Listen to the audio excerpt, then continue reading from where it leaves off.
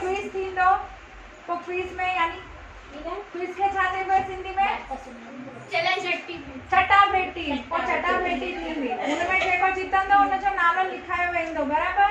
तब ध्यान सां ॿुधजो कथा लाल साईं जी ठीक है। पोइ हाणे ॿिया सभु कम पोइ करजो हींअर छॾे लायो सभु ब्रेक ठीक है। हाणे झूलेलाल साईं जो जन्म कॾहिं थियो 1007 संवत 1007 ठीक है। झूलेलाल साईं जो जन्म कॾहिं थियो 1007 ठीक है। ऐं हुनजो जन्म कहिड़े गांव में थियो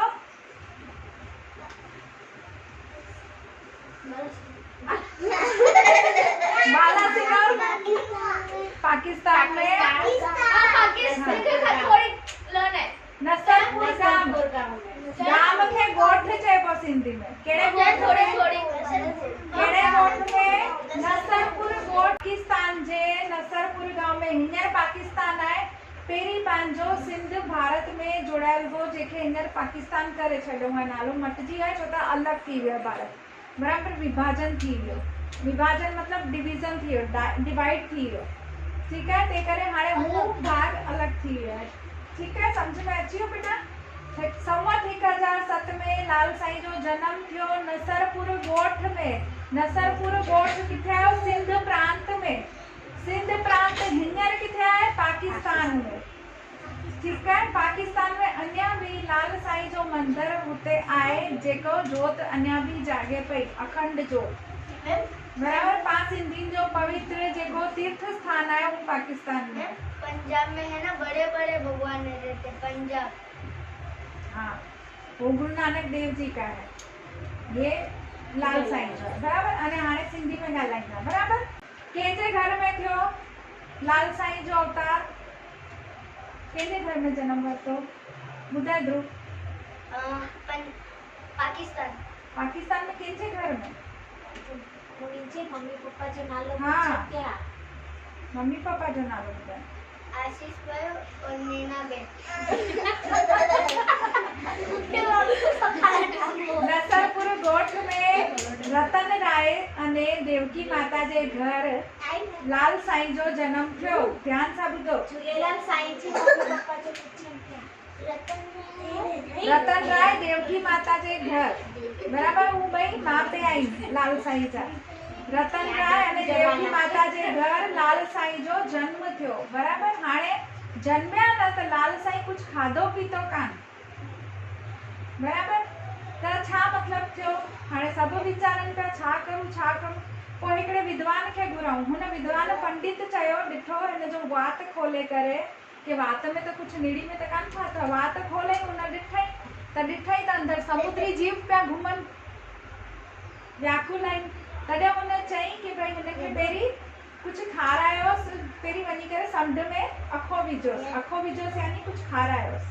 जीअं मां अखो विझणु वेंदमि तॾहिं खां वठी चालू थियो अखे जा रिवाज।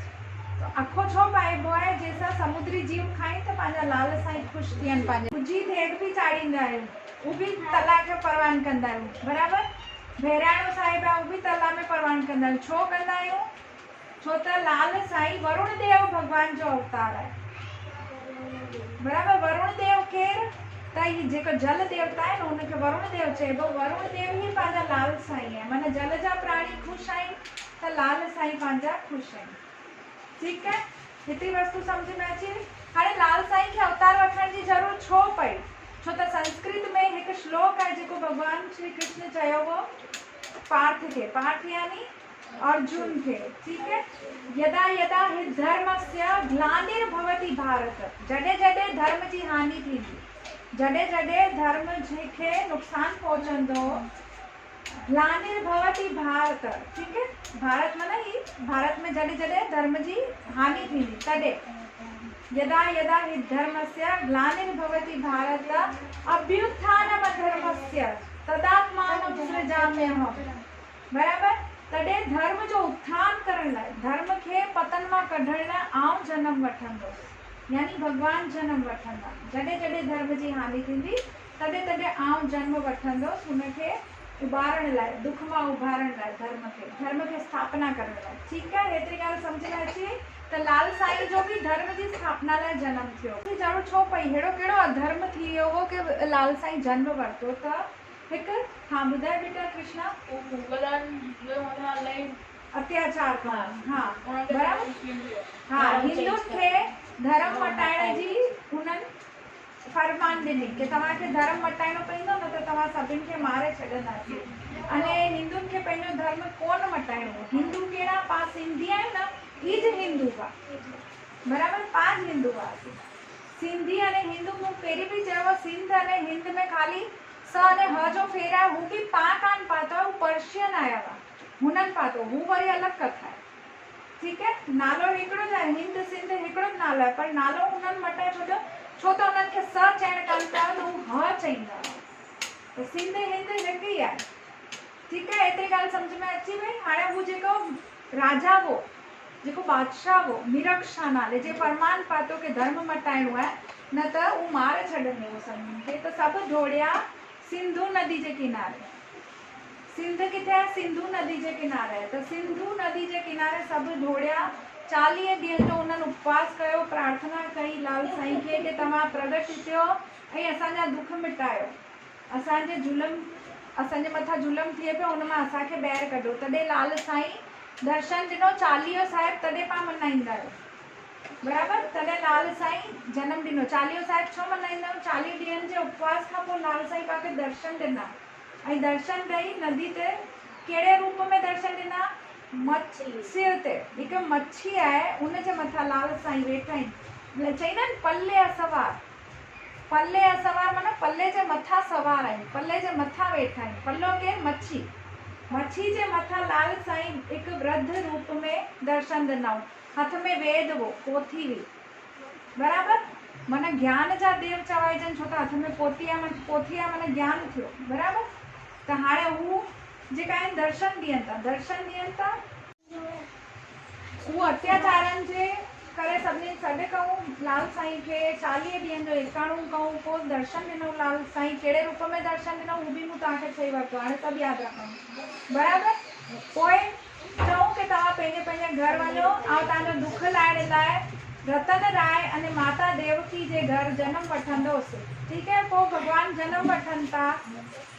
उनखां पोइ जी कथा तव्हांखे ख़बर आहे कि भई उन्हनि खे जल जे देवता आहिनि, त जल जे जीवन खे पहिरीं खाराइण जो चऊं, अखो पाइण जो चऊं, पोइ हुनखां पोइ हुननि कुझु खाधऊं लाल साईं। ठीकु आहे, हाणे लाल साईं जीअं जीअं झूलेलाल नालो छो पियो?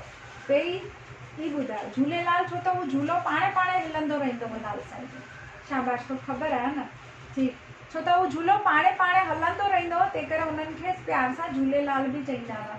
हाणे जीअं जीअं हू वॾा थिया, तीअं तीअं हुननि जी करामातूं यानी चमत्कार उहो सभु पासे इलाही फैलजिया त वञी करे किथे पहुता? मिरक्षा वटि। हाणे राजा मिरक्षा खे थियो कि अहिड़ो कहिड़ो माण्हू आहे कि भई अहिड़ी कहिड़ी संतान आहे जेका मुंहिंजो वध करण लाइ आई आहे, या अहिड़ा चमत्कार किथां थो करे, केरु आहे?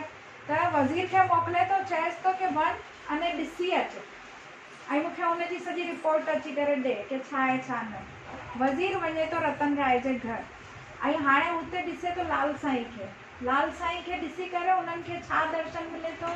अरे ही त केॾी महिल घोड़े ते सवार आहिनि, घोड़े ते सवार योद्धा वांगुरु, अने केॾी महिल ॾिसनि था बुजुर्ग जो दर्शन पियो थिए। अलॻि अलॻि महिमा ॾिसनि था लाल साईं जी, बराबरि। अलॻि अलॻि रूप ॾिसनि था लाल साईं जा। त हाणे हू वज़ीर छक थी थो वञे। वज़ीर केरु हो? हू बि ॾेठ जो, बराबरि। हू हिन जा रूप ॾिसी करे हिन जे पेरनि में किरी थो पए लाल साईं भॻवान जे। चए थो कि तव्हां त मालिक आहियो, तव्हां साहिब आहियो, असांजी भुल बख़्शायो। पोइ लाल साईं हुनखे चईसि था वज़ीर खे कि वञी करे मिरक्षा खे सम्झाए हाणे कि हू ही ज़ुल्म करणु, अत्याचार करणु बंदि करे लाइ, न त हुनखे सबक़ु सेखारणु ईंदोसि। हाणे हू आज्ञा वठी करे हली थो वञे। तंहिं करे ॼट यानी मुस्लिम अने हिंदू वही लाल साईं जे दर ते अञा ताईं झुकनि था, छो त हुननि करामातूं ॾिठी आहिनि लाल साईं जी। हिंदू माना सिंधी, बराबरि। त हुननि करामातूं ॾिठी आहे लाल साईं जी, तंहिं करे हुन दर ते झुकनि था। मस्जिद अने मंदिर ॿई गॾु आहिनि पाकिस्तान में। ठीकु आहे, हाणे हू छा थो करे? मिरक्षा वटि वञे थो वज़ीर। मिरक्षा खे सॼी ॻाल्हि ॿुधाए थो कि भई ही त भॻवानु आहे, तूं कंहिंसां बि पंगो वठी, तूं होश में अचु, त हू चए थो की आउं पाण ॾिसी लाहींदुसि। हू अञा बि अत्याचार वधाए थो लाइ, अञा बि बेईमानियूं करे थो। पोइ लाल साईं खे क्रोध अचे थो। पोइ लाल साईं पाण प्रगट थियनि था अने हुनखे पंहिंजो रूप ॾेखारनि था। कहिड़ो प्रलय स्वरूप ॾेखारनि था कि तूं हाणे कान रुकंदे न त तुंहिंजे मथां प्रलय आणींदुसि। प्रलय कहिड़ो प्रलय हूंदो आहे? सुनामी, ख़बर आहे? सुनामी ईंदी आहे, छोलियूं दरिया में मथे मथे उॾंदियूं आहिनि, लहरूं। छोलियूं माना लहरूं, लहरूं मथे मथे उॾामनि। हा, समुंड में हूंदी आहे उहा लहरूं, जोर सां छोलियूं उॾामनि थियूं अने सभु पासे प्रलय, आग आग आग लॻी थिए। त हीअ ॾिसी करे हू डिॼी थो वञे मिरक्षा, अने पोइ सम्झी थो वञे हीअ त केरु भॻवानु आहे। पोइ हुनजे चरणनि में, लाल साईं जे चरणनि में अची किरे थो, चए थो मुंहिंजी भुल थी, मूंखे माफ़ु करियो। ऐं हुनखां पोइ हुन झूल में अत्याचार बंदि करे लाथा। सभिनी हिंदुनि खे शांती सां रहण ॾींदो हो, हैरान कान कंदो हो। अने हुन ई वरी लाल साईं जे अॻियां पंहिंजी मथो टेकियो अने जोत जॻाई, अने मस्जिद जेको आहे हुन में बि हुन पंहिंजी रीत सां हथु माना योगदान ॾिनो, सहयोग ॾिनो कि भई तव्हां ठाहियो इहो। ठीकु आहे, तॾहिं खां वठी हिंदू अने मुस्लिम गॾु झुकंदा आहियूं हुन मंदरु अने मस्जिद में।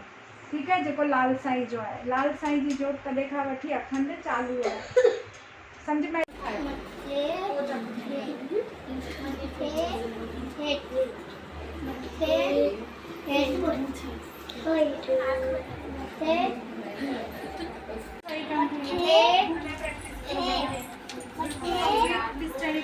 हाँ, सही है, कंप्लीट सही है।